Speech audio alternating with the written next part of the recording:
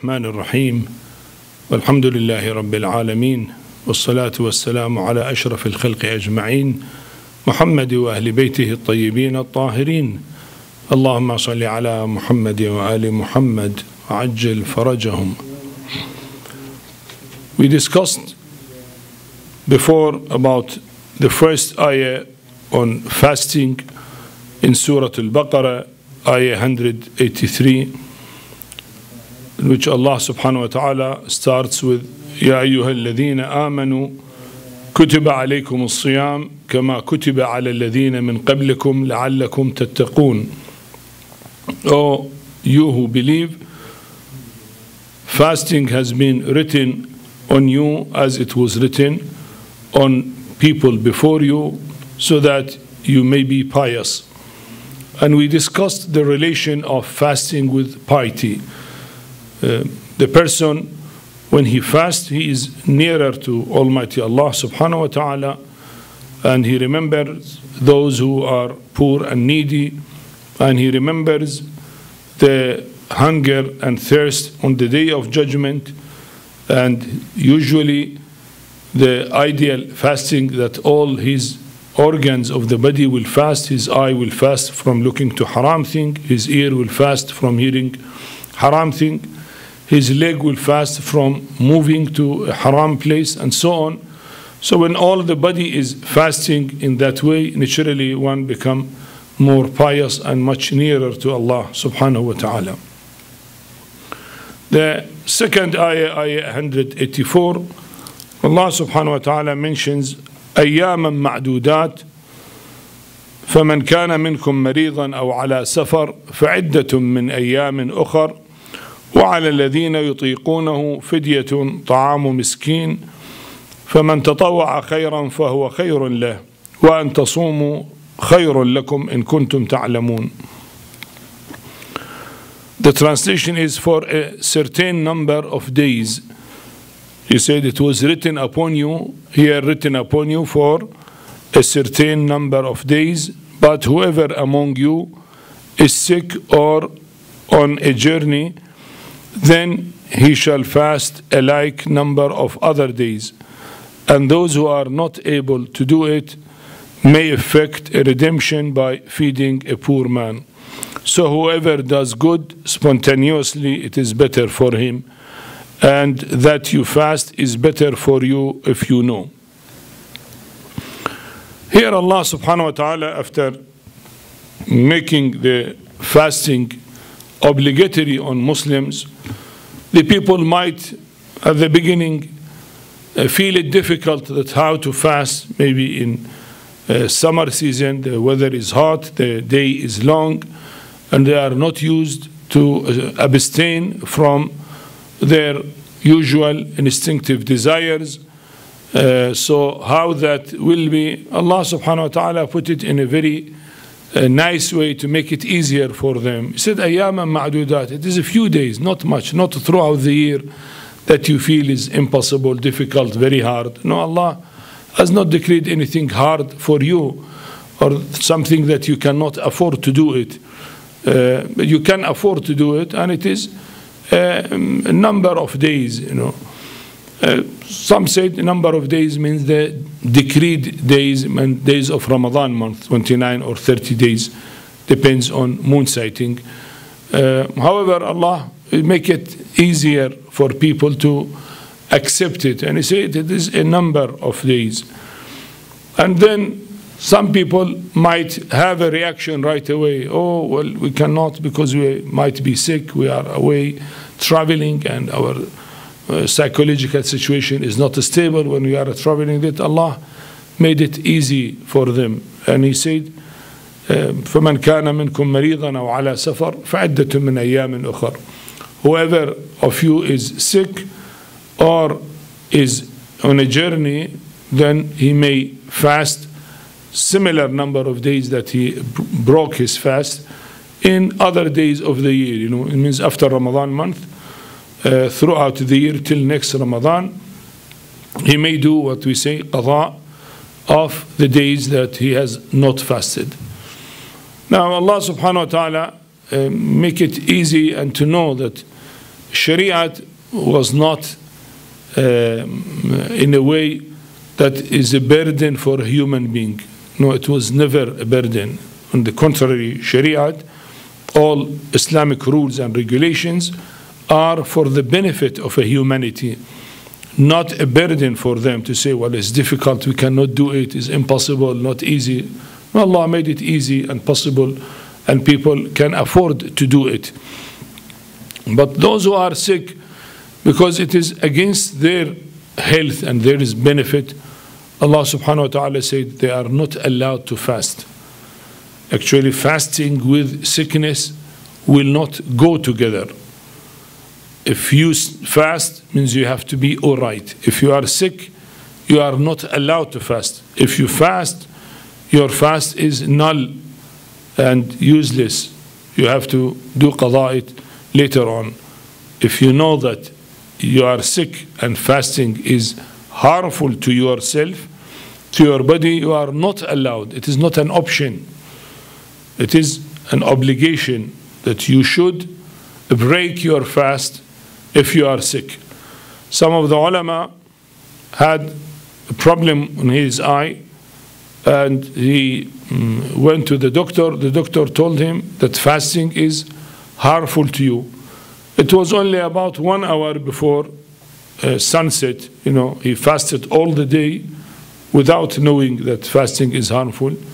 When the doctor told him that fasting is harmful for your eye, he broke his fast even 1 hour before sunset. He did not say, okay, let me continue the day, and it is only 1 hour, not a big deal. He said, no, actually, my fasting from beginning was wrong, but I did not know. Now that I know, it has no meaning.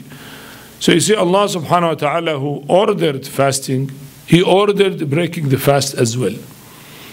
Well, if somebody is sick, it means it is harmful for him, for his body, for his health, and harmful, the fuqaha says in books of fiqh, that is either have a special harm, or if he has a sickness, fasting will delay healing of his sickness.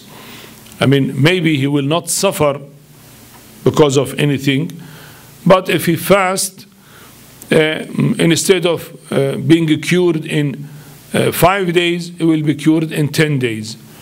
So fast will delay healing of his sickness.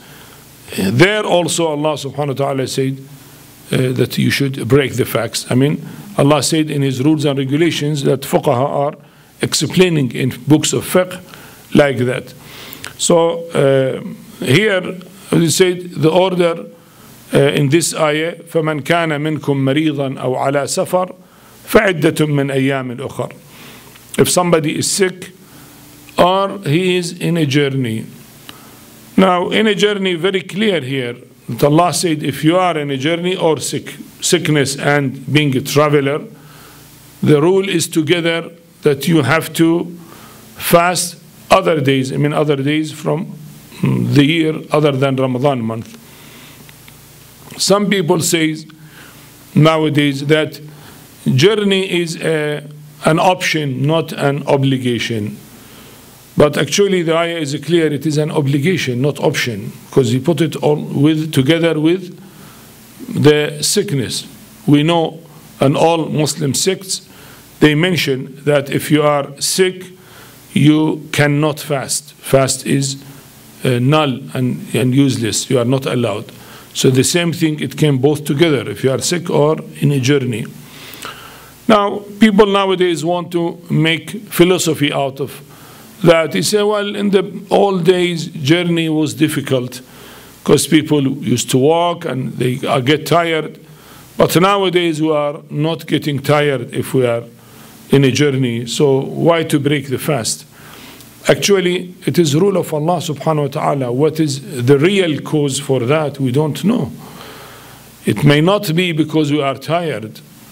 Because even in the old days, people who walk, they get tired faster than people who ride a camel or they ride a horse, for example.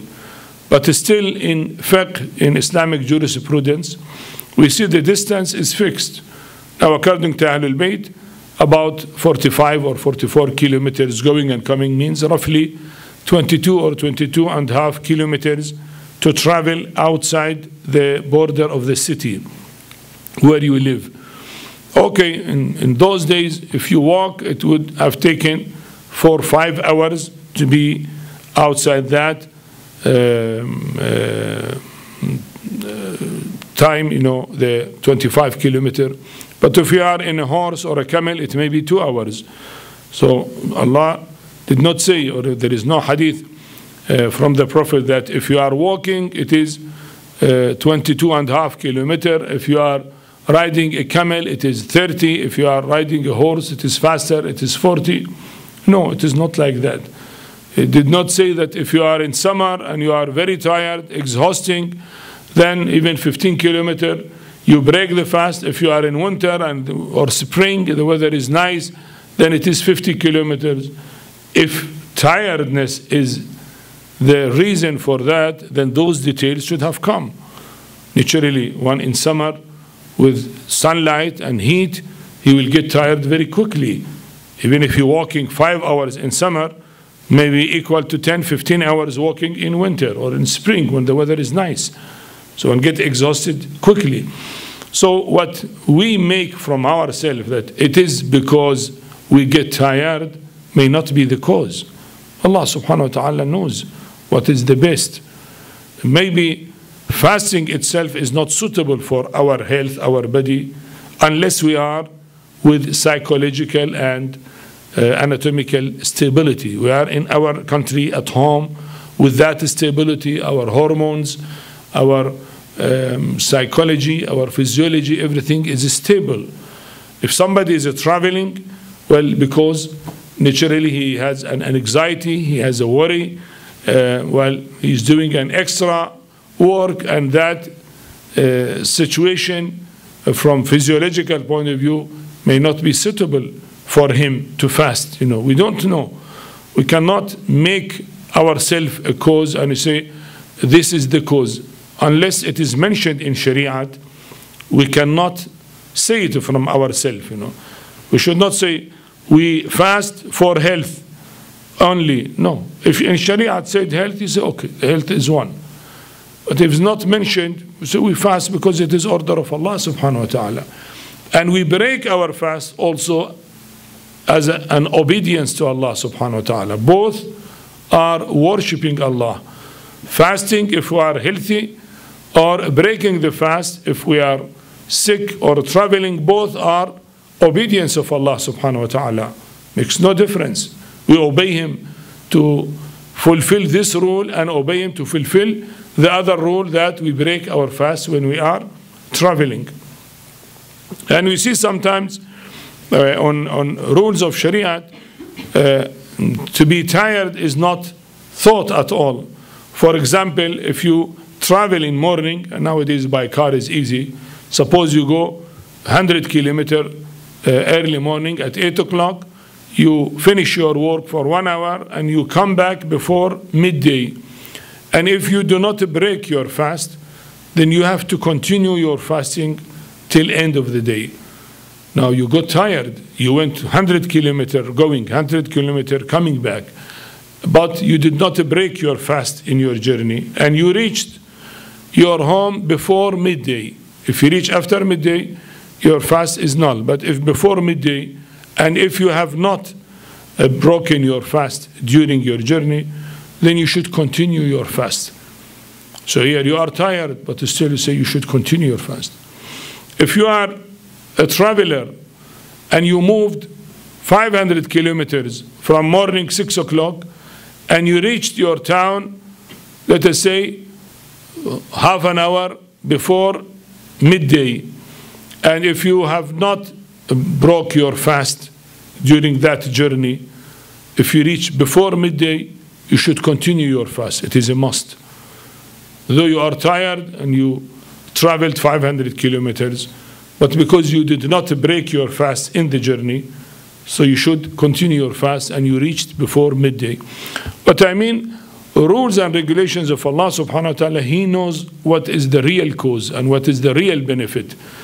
It is not that we make our own views and implement it on Shariat.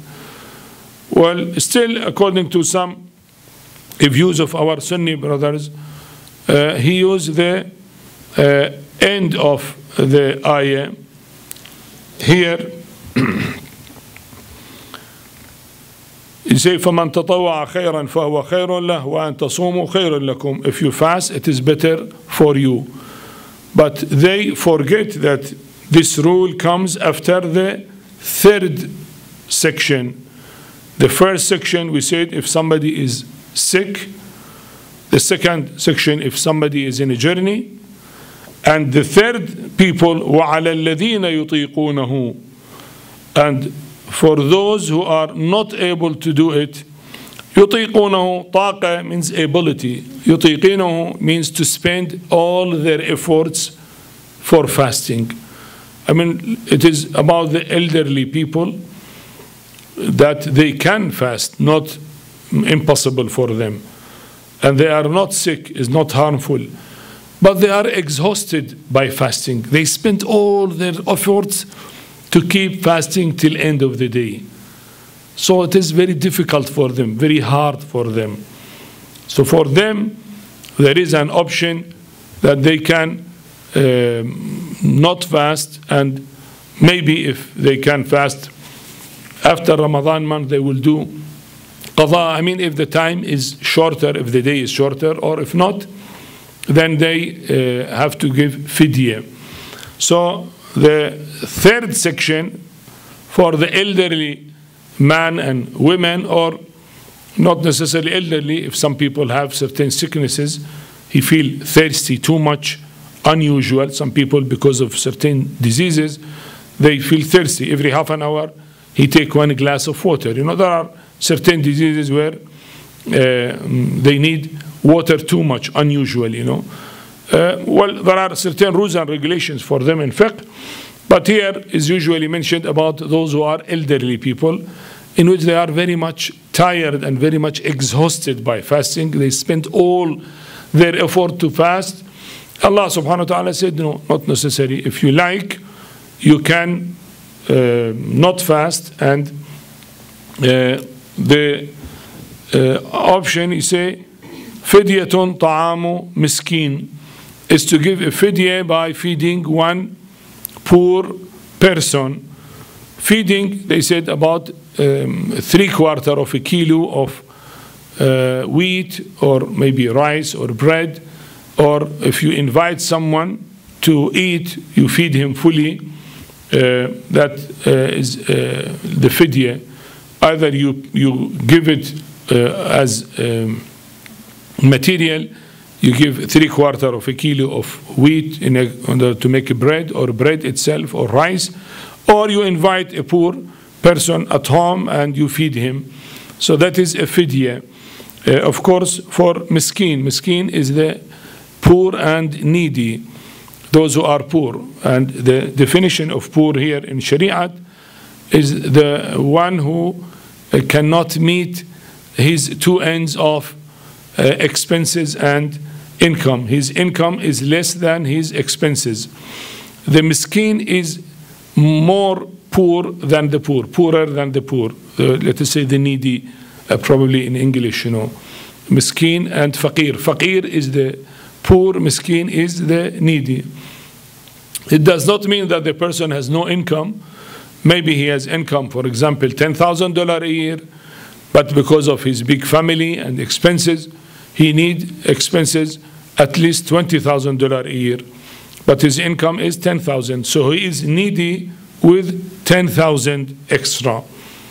Though he has an income, but still he is regarded as poor. But if he needs $20,000 and he has $20,000, then he is self-sufficient, and he is not poor or not needy. So those who are poor, I mean, does not mean that they should be beggar who beg in the street. You know, some people are with honor and with respect, but we know they have a big family, they have big expenses, and their income is not enough. Maybe they are part-time workers, or they are not working, and so on. So they are regarded as poor, and we can give them the fidya. Then after that they say وَأَن تَصُومُوا خَيْرٌ لَكُمْ إِن كُنْتُمْ تَعْلَمُونَ فَمَنْ تَطَوَّعَ خَيْرًا فَهُوَ خَيْرٌ لَهُ. So whoever does good spontaneously, it is better for him, and that you fast is better for you if you know. So here, whoever does good spontaneously is better for him, not for those who are traveling. And وَأَن تَصُومُوا خَيْرٌ لَكُمْ, and if you fast is better for you if you know, is not for the people who are traveling, is for those who are elderly and they feel exhausted by fasting, and they have to spend all their efforts in order to keep fast. So it is for them, not actually, as some said, it is for the travelers, and well, some said especially nowadays because traveling is easy. And also the ayah after that support this view. شهر رمضان الذي أنزل فيه القرآن هدى للناس وبينات من الهدى والفرقان. The month of Ramadan is that in which the Quran was revealed, a guidance to men and clear proofs of the guidance and the distinction. فَمَنْ شَهِدَ مِنْكُمُ الشَّهْرَ فَلْيَصُمْهُ.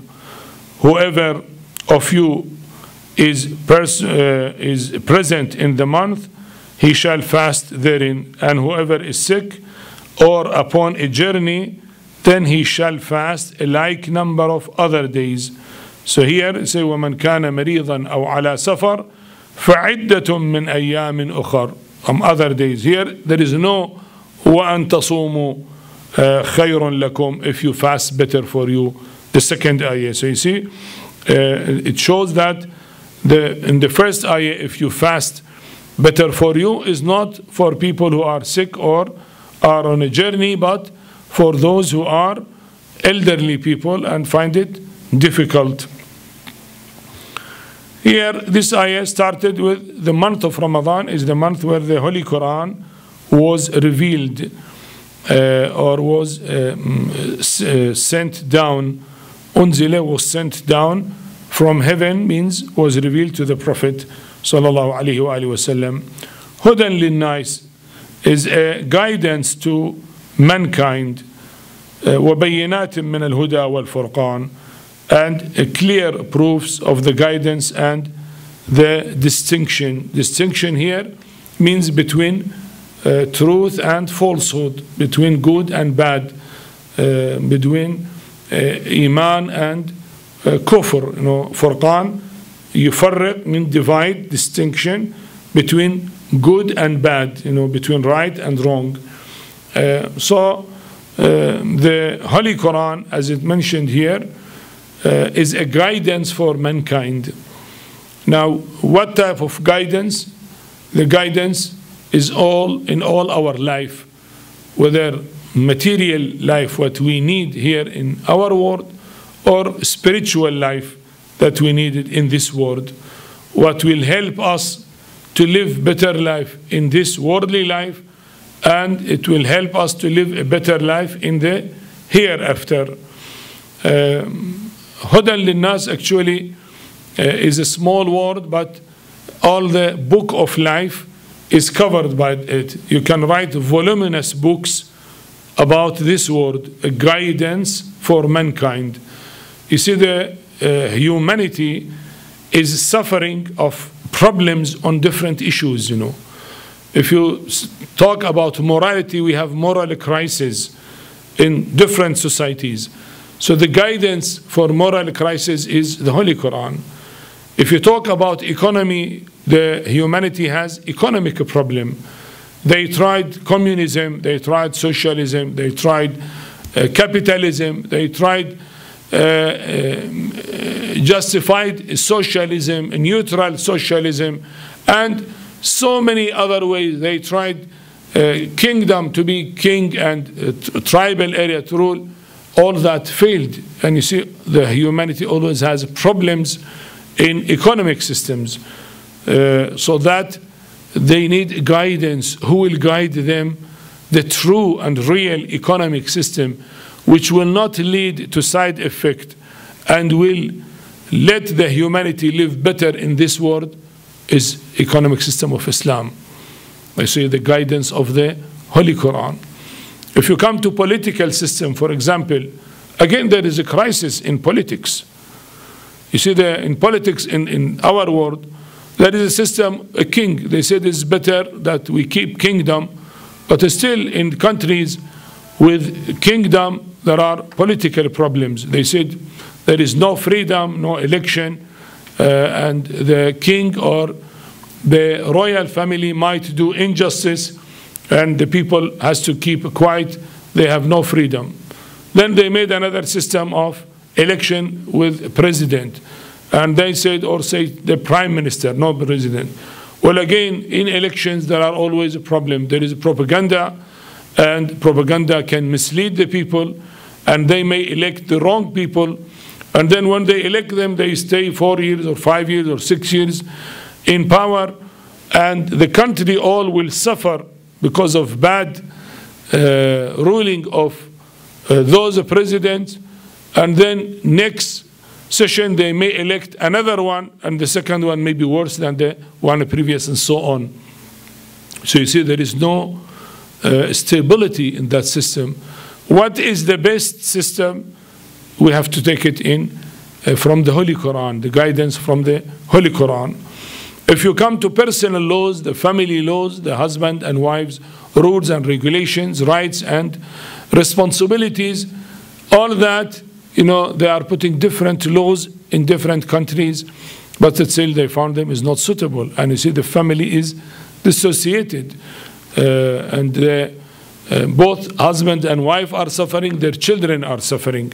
So it shows that the current rules and regulations are not bringing happiness to the families. So where they will get the guidance? Guidance is to go back to Quran, to get it from Islam. What is the rights of the husband? What is the rights of the wife? What are their responsibilities? And what are their rights and responsibilities toward their children?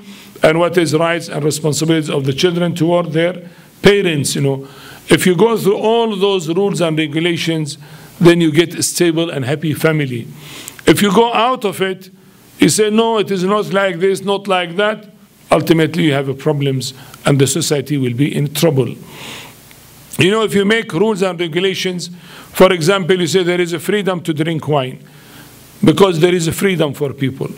But then ultimately, because this is against the Holy Quran, you see the diseases which are found by drinking wine, effect on the liver cirrhosis, effect on psychosis, effect on so many other parts of the human body, in which the countries may spend billions and billions of dollars to treat patients who are the victims of drinking wine. You know, in Western country, in England, let us say the statistics, they said 0.5 to 1% are psychic people. Psychic means mad, not with depression. Depression is not psychological disease. It is not psychic. Is emotional changes. You know, that is all right. But psychic means real mad. You know, 0.5 to 1% are mad. This madness from where happened? In the developing countries, it happened because of the injuries at time of birth. You know, mostly due to birth injuries. The head get hit and there is bleeding, and then the brain get damaged. 50% of those who are mad in developing countries are due to problems with delivery in that. But in developed countries like England, for example, well, usually those injuries are very minimum. And mostly they said 85% of them are due to drinking wine and chronic alcoholism, which will lead ultimately to psychic people. Now, when you say 0.5 to 1% for a country which is about 55 million population, means almost 500,000 person is psychic, and the government has to put them in hospitals, most of them in hospitals, to take care of them. And you can imagine how much it will cost to take care of those people. Sometimes they say $500 per day each patient will cost the government. And you can imagine $500,000, how much per day they will cost the government. And ultimately per year, how much will affect the government, So you see, the rules and regulations that Allah subhanahu wa ta'ala made it are the one which bring happiness and guidance for mankind. Otherwise, if you go to our own desires, ultimately we are in trouble. The same thing about venereal diseases. We know there are about 24 types of diseases. AIDS is one of them, gonorrhea is one of them, and syphilis is one of them, and herpes, and so many others. If you count money spent to treat those diseases, it will be in billions per year, because they gave freedom for relation between men and women outside marriage. Islam said no, any relation should be within marriage in order to prevent all those diseases. All those diseases will be prevented if people all keep chastity and have relations through marriage, not outside marriage. So you see, it is one rule, one law, small law, but you can write full book about it to collect statistics, to see the different societies, different countries, different situations, and ultimately you discover that this law is much better than any other law in our worldly laws. Naturally, it is law of Allah subhanahu wa ta'ala, who knows us better than us. And He knows what is useful and what is harmful for us much better than what we think we know about ourselves. So the Holy Quran is hudan linnas, is a guidance for mankind. It did not say guidance only for believers. Though the ayah started for fasting, Ya ayyuha alladhina amanu, O you who believe, all the believers. But here it says the Holy Quran, not only guidance for the believers, that even if non-believer fulfill rules and regulations of the Holy Quran, he will be happy and will be guided. Not necessary to believe in God, but only fulfill all rules and regulations of Islam, he will be happy. Of course, one part of happiness is believe in Allah subhanahu wa ta'ala. He will suffer that part. But what about, let us say, economic rules and regulations, or social rules and regulations, or political rules and regulations, and so on? Well, it will bring happiness for that society. But what part of belief which has its own philosophy and its own benefit for the person, naturally he will suffer from that because he is not a believer. So what I mean, whatever part of Quran you follow and practice, you get happiness up to that standard. If you practice it all, then you are fully happy. We say at the end of the time when Imam al-Mahdi ajalallahu ta'ala farajah will reappear, the people are so satisfied, so rich, that the person will keep his zakat in the street. He said, this is my money, my religious dues, and whoever poor, let him come and take it. There is no counting and no questioning, are you really poor or not poor? He put it in the street simply, and nobody of the people will come and take it, because everybody is self-sufficient, everybody is satisfied. So why should I take your charity? I am already self-sufficient.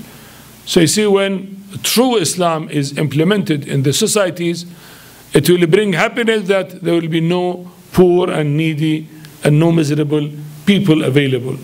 So that is the beauty of Islam, and that is the guidance of the Holy Quran. And as I said, if we want to each and every law and example we discuss in detail, then it will be hundreds of volumes you have to write, because it will cover all aspects of life. May Allah subhanahu wa ta'ala give us tawfiq in the holy month of Ramadan and in all months of the year, throughout the year, to follow the Holy Quran and practice it and be a good and practicing believer. Walhamdulillahi Rabbil Alameen. Wa sallallahu ala Muhammad wa alihi at-tahirin. Allahumma salli ala Muhammad wa ali Muhammad. وعجل